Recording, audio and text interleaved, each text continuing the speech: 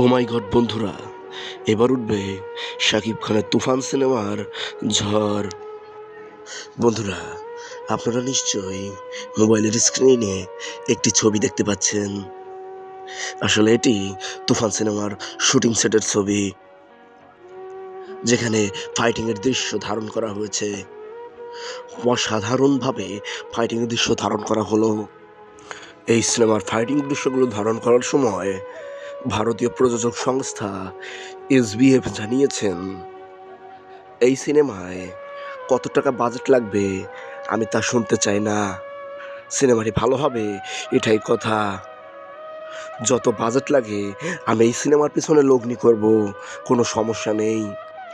তো বন্ধুরা, এসবিএফ এর এই কথাটি আসলে সাকিবিয়ানদের জন্য একটি গর্বের বিষয়।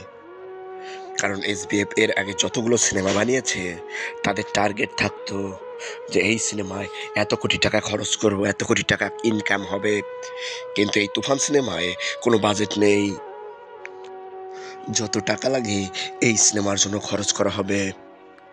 তো বন্ধুরা, আপনারা বুঝতেই পারছেন কোন ধাঁচের সিনেমা হতে যাচ্ছে এই তুফান। পবিত্র ঈদুল আজহায় চারদিকে শুধু তুফানের ঝড় বইবে। তো বন্ধুরা, আজকের ভিডিও এই পর্যন্তই। ভিডিওটি আপনাদের কেমন লাগলো অবশ্যই কমেন্ট করে কমেন্ট বক্সে জানাবেন। এতক্ষণ সাথে থাকার জন্য সকলকে অসংখ্য ধন্যবাদ।